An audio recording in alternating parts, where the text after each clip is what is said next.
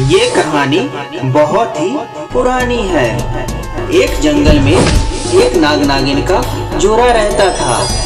वे एक दूसरे से बहुत प्रेम करते थे। ये नाग नागिन भी सामान्य सांपों की तरह अपना जीवन यापन करते थे, लेकिन इनके पास एक ऐसी खास शक्ति थी जिससे ये कोई भी रूप में आ जाते थे। जब चाहे जहाँ चाहे वहाँ चले जाते थे। एक दिन एक व्यक्ति उसी रास्ते से गुजर रहा था, तभी उसकी नजर नागमणि पे पड़ जाती है। ओह माय गॉड, ये क्या देख रहा हूँ जंगल में? नागमणि, कितना चमकीला नागमणि है। चारों ओर लाल लाल रोशनी फैला हुआ है। हमें किसी भी हाल में ये नागमणि चाहिए। अरे यहाँ तो सांप भी है। यहाँ बहुत खतरा है। अभी हमें यहाँ से निकलना चाहिए। इससे पहले मैंने कभी ऐसा दृश्य नहीं देखा था। क्या नागमणि है, बहुत ही चमकीला, और वे नाग के जोड़े बहुत ही भयानक। हमें किसी भी हाल में ये नागमणि चाहिए। पहले मैं घर जाता हूँ। घर जाकर रणनीति बनाऊंगा कि ये नागमणि कैसे प्राप्त किया जाए। अगर ये नागमणि हासिल कर लूंगा तो बहुत अमीर बन जाऊंगा, लेकिन कैसे इस नागमणि को हासिल किया जाए? क्या करें? ऐसा करता हूँ, किसी सपेरे से मिलता हूँ और उसी से कुछ उपाय पूछता हूँ। एक्सक्यूज मी, सपेरा भाई, मुझे आपसे कुछ काम है। क्या आप मेरी सहायता करेंगे? तुम्हारा क्या नाम है भाई, और तुम्हें मुझ जैसे सपेरों से क्या काम है? बताओ क्या काम है? सपेरा भाई, मेरा नाम विवेक है। मैं पास के ही गांव रामपुर में रहता हूँ। मेरे गांव के पास एक बहुत ही घना जंगल है। जब मैं उस जंगल से गुजर रहा था, तभी मेरी नजर अचानक से एक नागमणि पर पड़ी। क्या बताऊं सपेरा भाई, वो मणि बहुत चमक रहा था। उससे लाल रंग की रोशनी निकल रही थी जो चारों ओर फैला हुआ था। बहुत अद्भुत लग रहा था। मैंने जब से मणि देखा है, तब से मैं किसी भी तरह उसे हासिल करने के लिए सोच रहा हूँ। उस मणि को कैसे हासिल करूँ?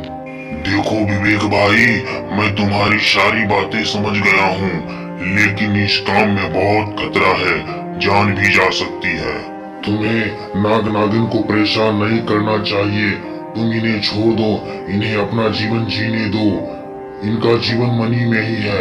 अगर तुम मणि चुरा लोगे तो ये बहुत खतरनाक हो जाएंगे और तुम्हारी जान भी ले सकते हैं। देखो भाई, मुझे जितनी जानकारी थी मैंने तुम्हें समझा दिया है। आगे तुम्हारी मर्जी। ठीक है सपेरा जी, आपका बहुत बहुत धन्यवाद। अब मैं चलता हूँ। सपेरे के पास जाने से भी कोई फायदा नहीं। ऊपर से इस सपेरे ने हमें बहुत डरा दिया है। हमें किसी भी हाल में ये नागमणि चाहिए तो चाहिए। क्या करूं? ऐसा करता हूं, किसी दोस्त से ये सारी बातें कहता हूं। हम दोनों मिलकर कोई ना कोई उपाय निकाल लेंगे और इस नागमणि को हासिल कर लेंगे।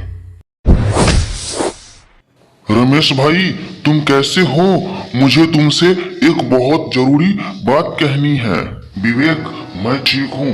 तुम्हें कौन सी जरूरी बात कहनी है, बता मुझे। भाई, अपने गांव के पास वाला जो जंगल है, उस जंगल में एक नाग नागिन का जोड़ा रहता है। उसके पास एक मणि भी है। वो मणि बहुत ही चमकीला है। उस मणि से लाल रंग की रोशनी निकलती है जो चारों ओर फैल जाती है। जब से मैंने वो मणि देखा है, मुझे उस मणि को हासिल करना है किसी भी हाल में। दोस्त, तुम्हारे पास कोई आइडिया है तो बताओ। अरे विवेक भाई, तुम सच बोल रहे हो? नागमणि होता है? मैंने तो फिल्मों में देखा है और किताबों में ही पढ़ा है। मैंने आज तक सच में नागमणि को नहीं देखा है। क्या सच में नागमणि होता है? अरे हाँ भाई, नागमणि होता है। देखो दोस्त, अगर हम लोग ये नागमणि हासिल कर लेंगे तो हमें मुंह मांगा कीमत मिलेगा। हम लोग बहुत अमीर हो जाएंगे।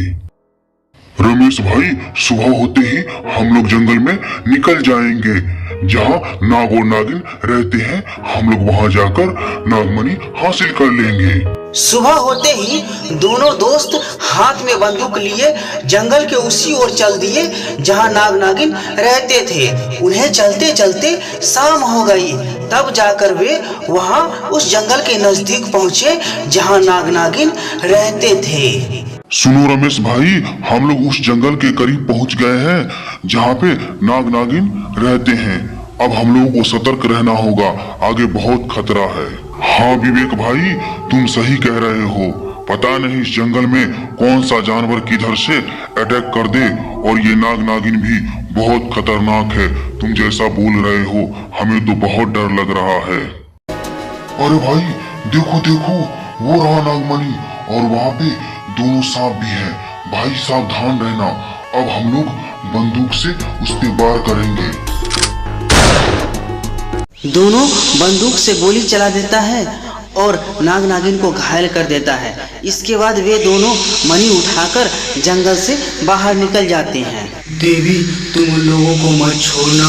उन लोगों ने हम दोनों को जुदा कर दिया है। अब हम बच नहीं पाएंगे। लगता है मेरा आखिरी वक्त आ गया है। नहीं स्वामी, ऐसा नहीं हो सकता। आप मुझे छोड़कर नहीं जा सकते।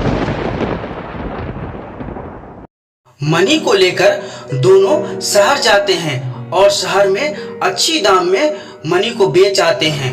वे दोनों बहुत अमीर हो जाते हैं। उनके पास पैसों की कोई कमी नहीं होती है।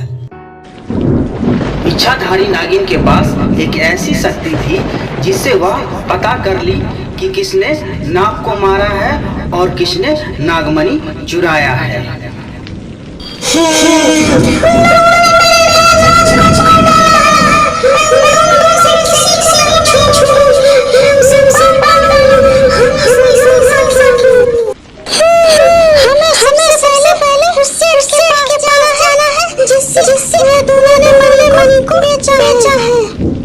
इच्छाधारी नागिन मणि की खोज में जंगल से शहर की ओर चल देती है। वो चलते चलते उस सेठ की दुकान में आ पहुंचती है जहां नागमणि होता है। इच्छाधारी नागिन को उसका नागमणि मिल जाता है। नागमणि मिलते ही वो एक लड़की का रूप धारण कर लेती है।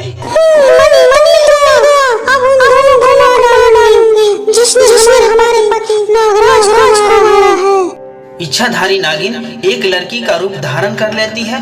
विवेक और रमेश की खोज में निकल पड़ती है। ये तो विवेक का घर है। हमें घर के अंदर जाना चाहिए और उस विवेक को मार डालना चाहिए जिसने मेरे नागराज को मारा है। विवेक तुम्हारा मार खराब नहीं है।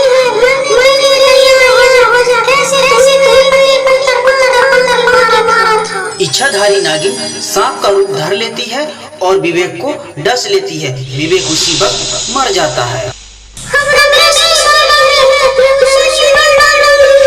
इच्छाधारी नागिन रमेश को डस लेती है और उसे भी मार डालती है। इसके बाद वो उस शहर को छोड़कर हमेशा हमेशा के लिए किसी घने जंगल में चली जाती है।